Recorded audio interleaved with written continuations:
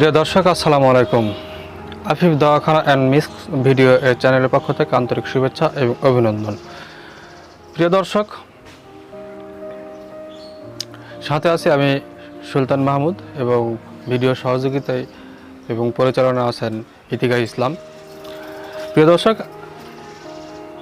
আমি আপনাদের মাঝে এমন একটা এপিসোড নিয়ে কথা বলতে চাচ্ছি এবং আমাদের যৌন রোগের একটা মূল্যবান ঔষধ এবং হাতের নাগালেই যে ওষুধটা খুব পাওয়া যায় সেই রকম একটা ওষুধের নাম বলবো এবং সেটা আপনাদের কীভাবে কোথায় কিভাবে পাবেন এবং এর উপকারিতা কী এবং কতটা সহজলভ্য এ সম্পর্কে বিস্তারিত পরবর্তী ভিডিও অর্থাৎ যে ভিডিও উপস্থাপন করা হবে সেই ভিডিওতে আপনারা দেখতে পাবেন এবং জানতে পারবেন। তো ভিডিওটা আমি আপনাদের মাঝে উপস্থাপন করতে চাচ্ছিলাম যে এই ভিডিও আমাদের আশেপাশে যে তেলাকুজা নামে যে একটা ভেষজ উদ্ভিদ পাওয়া যায়, এই তেলাকুজার যে কতটা উপকারিতা এবং এর মাঝে কতটা যৌন উৎপাদক ঔষধি গুণাগুণ রয়েছে সে সম্পর্কে আমি এই ভিডিওতে উপস্থাপন করতেছি। অর্থাৎ যে ভিডিওটা আপনারা দেখবেন এই তেলাকুজার গুণাগুণ কী এবং এটা কোথায় কিভাবে পাবেন সম্পর্কে বিস্তারিত এই ভিডিওতে আপনারা দেখতে পাবেন। তো চলুন আমরা সেই ভিডিওটা দেখে নিই এবং একটা কথা বলবো যে ভিডিওটা যদি আপনাদের ভালো লেগে থাকে অবশ্যই চ্যানেলটাকে সাবস্ক্রাইব করবেন এবং পাশে থাকা বেল আইকনটিতে ক্লিক করতে ভুলবেন না। আর একটা কথা বলবো, ভিডিওটা অবশ্যই আপনাদের বন্ধুবান্ধবের মাঝে শেয়ার করে দিবেন যাতে তারা এই তেলাকুজার উপকারিতা এবং গুণাগুণ সম্পর্কে জানতে পারে। তো চলুন দর্শক, আমরা সেই কাঙ্ক্ষিত ভিডিওটা আমরা দেখে আসি। কাঙ্ক্ষিত ভিডিওটি উপস্থাপন করতেছেন আমাদের সহযোগী ইতিকা রহমান। তো চলুন আমরা সেই ভিডিও। তেলাকুচো একটি লতানো উদ্ভিদ।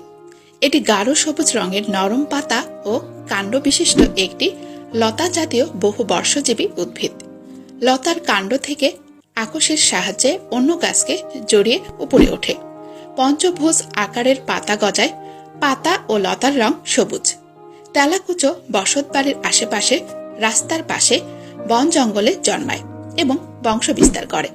সাধারণত বাংলা চৈত্র থেকে বৈশাখ মাসে তেলাকুচো রোপণ করতে হয়। পুরাতন মূল শুকিয়ে যায় না বলে গ্রীষ্মকালে মৌসুমী বৃষ্টি হলে নতুন করে পাতা গজায় এবং কয়েক বছর ধরে পুরনো মূল থেকে গাছ হয়ে থাকে। শীতকাল ছাড়া সব মৌসুমেই তেলাকুচোর ফুল ও ফল হয়ে থাকে। ফল ধরার 4 মাস পর পাকে এবং পাকলে টকটকে লাল হয়। লতা জাতীয় এই গাছটি প্রধানত দক্ষিণ এশিয়ায় দেখা যায়। এক এক দেশে এক এক নামে ডাকা হয়। যেমন ভারত ও বাংলাদেশে এটি তেলাকুচো নামে পরিচিত। নেপালে বলা হয় গোল কানকরি। বিভিন্ন গাছের উপর ভর করে তেলাকুচো বাড়তে পারে। অপেক্ষাকৃত ছায়াযুক্ত জায়গাতে এ গাছ জন্মে। পাতা 6 থেকে 8 সেন্টিমিটার লম্বা এবং 7 থেকে 8 সেন্টিমিটার চওড়া। ফুল দেখতে অনেকটা তারার মতো। পাপড়ি একটাই, তবে 5 ভাগে বিভক্ত। রং সাদা। ফল 2 থেকে 3 ইঞ্চি লম্বা হয়। পাকা ফল দেখতে টকটকে লাল রঙের। কাঁচা ফল দেখতে অনেকটা পটলের মতো। আবছা সাদা ডোরা রয়েছে গায়ে। ফল খেতে অনেকটা শসার মতো। ভেতরে ছোট ছোট বিচি রয়েছে। তেলাকুচো পাতা এবং ফল ঐতিহ্যবাহী ঔষধ হিসেবে ব্যবহৃত হয়। এর ফল এবং পাতার রস কুষ্ঠ, জ্বর, অ্যাজমা, ব্রঙ্কাইটিস এবং জন্ডিস রোগের ঔষধ হিসেবে ব্যবহৃত হয়। যদিও ঔষধ হিসেবে ব্যবহার আঞ্চলিক বৈজ্ঞানিকভাবে খুব বেশি পরীক্ষিত নয়, খাবার হিসেবে পাতা এবং ফল খাওয়া হয়। থাইল্যান্ডে বিভিন্ন তরকারি এবং স্যুপে ফল ব্যবহার করা হয়। সেখানে এটি চাষ হয়। পাতা শাক হিসেবে রান্না করা হয়। বাংলাদেশের গ্রাম অঞ্চলে দেখা যায়, তবে খুব বেশি মানুষ এটি খাদ্য হিসেবে ব্যবহার করে না। স্বাদের পাশাপাশি তেলাকুচো অত্যন্ত পুষ্টিগুণ সমৃদ্ধ, বিশেষ করে ভিটামিন এবং মিনারেল সমৃদ্ধ। 100 গ্রাম তেলাকুচোয় 1.4 milligram iron, 0.8 milligram vitamin B2, 0.7 milligram vitamin B1, 1.6 গ্রাম আঁশ এবং 40 মিলিগ্রাম ক্যালসিয়াম থাকে। তেলাকুচো ভিটামিন A এবং C সমৃদ্ধ। তাছাড়া প্রচুর বিটা ক্যারোটিন রয়েছে। বন্ধুরা, কেমন আছেন সবাই? আশা করি সুস্থ আছেন। কারণ আমাদের সঙ্গে থাকলে সুস্থ থাকতেই হবে। আর তাই প্রতিদিনকার মতোই আজও আপনাদের সুস্থতার কথা ভেবে নতুন আরও একটি গুরুত্বপূর্ণ ভিডিও নিয়ে হাজির হলাম। আজকে আমরা জানব তেলাকুচো পাতার নানাবিধ স্বাস্থ্য গুণাগুণ সম্পর্কে। বন্ধুরা, যারা আজই প্রথম আমাদের ভিডিও দেখছেন তারা অবশ্যই আমাদের আগের প্রকাশিত ভিডিওগুলো দেখতে ভুলবেন না। আমাদের প্রতিটি ভিডিওই অনেক তথ্যবহুল এবং উপকারী। ডায়াবেটিস বর্তমান বিশ্বে চিকিৎসা বিজ্ঞানের উন্নতির সাথে পাল্লা দিয়ে ডায়াবেটিস রোগীর সংখ্যা দিন দিন বেড়েই চলছে। ডাক্তারদের মতে বর্তমান বিশ্বে সবচেয়ে বেশি মৃত্যু ঘটায় এরকম প্রধান 5টি কারণের মধ্যে ডায়াবেটিস অন্যতম। পৃথিবীতে প্রতি 10 সেকেন্ডে একজন ডায়াবেটিস আক্রান্ত মানুষ মারা যায় এবং প্রতি 10 সেকেন্ডে 2 জন ডায়াবেটিস রোগী শনাক্ত করা হয়। তাই ডায়াবেটিসের ভয়াবহতা প্রতিরোধ ও নিয়ন্ত্রণের জন্য প্রয়োজনীয় পদক্ষেপ গ্রহণ করা একান্ত জরুরি।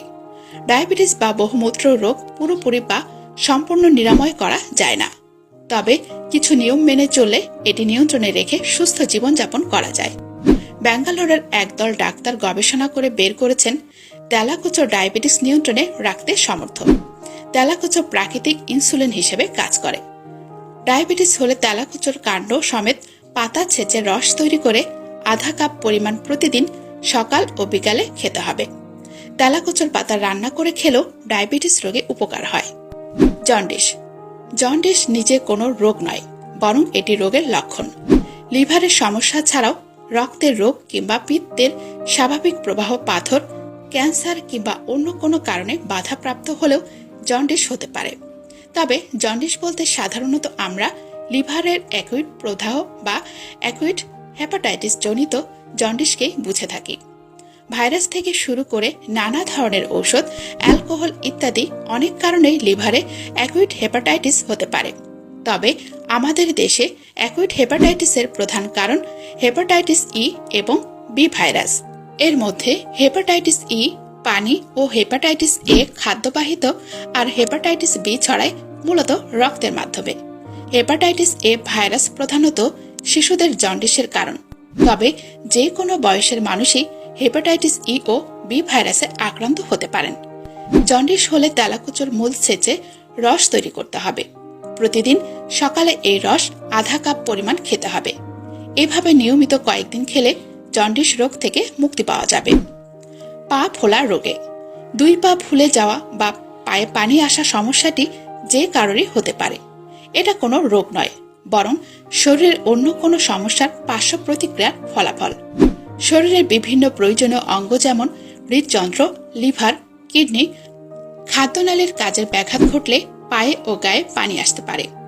গাড়িতে ভ্রমণের সময় বা অনেকক্ষণ পা ঝুলিয়ে বসলে পা ফুলে যায়, একে শোথ রোগ বলা হয়। তেলাকুচোর মূল ও পাতা ছেঁচে এর রস 3 থেকে 4 চা চামচ প্রতিদিন সকালে ও বিকালে খেতে হবে। এই রোগ সহজেই দূর হবে। স্তনে দুধ স্বল্পতা। অনেক মায়ের সন্তান প্রসবের পর স্তনে দুধ আসে না বা শরীর ফ্যাকাশে হয়ে যায়। এই অবস্থা দেখা দিলে একটা করে তেলাকুচো ফুলের রস হালকা গরম করে মধুর সাথে মিশিয়ে খেতে হবে। তেলাকুচোর পাতা একটু তিতে হওয়ার পরিমাণ মতো সকাল বিকাল 1 সপ্তাহ খেতে হবে। এতে করে মায়ের বুকের দুধ তড়িৎ গতিতে বৃদ্ধি হবে। পরিপাক ক্রিয়া সহজ হয়। থায়ামিন কার্বোহাইড্রেট গ্লুকোজে পরিণত করতে সাহায্য করে। যেহেতু তেলাকুচোয় উল্লেখযোগ্য পরিমাণ থায়ামিন থাকে, তাই এটি পরিপাক সহায়ক। এটি প্রোটিন এবং চর্বি ভাঙতে সহযোগিতা করে। 100 গ্রাম তেলাকুচোয় 0.7 মিলিগ্রাম ভিটামিন বি1 থাকে, যা প্রতিদিনের প্রয়োজনের 15.83%। তেলাকুচো ফল এবং পাতায় প্রচুর আঁশ থাকতে তা পরিপাক তন্ত্রে ভালো রাখে। মল বাড়ে এবং সফট হয়, ফলে গ্যাস্ট্রিক এবং আলসারজনিত সমস্যা কাটে। আমাশয় রোগে আমাশয় হলে তেলাকুচোর মূল ও পাতার রস 3 থেকে 4 চা চামচ 3 থেকে 7 দিন প্রতিদিন সকালে ও বিকালে খেলে আমাশয় ভালো হয়ে যায়।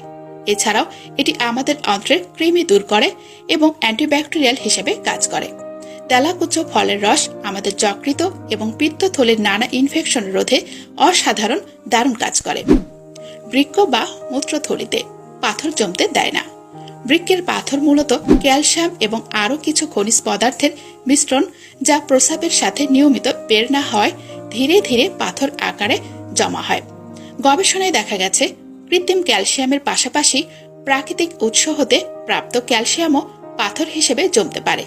দেখা গেছে তেলাকুচায় যে ক্যালসিয়াম থাকে তা পাথর হিসেবে জমে না। স্নায়ুতন্ত্র রক্ষা করে।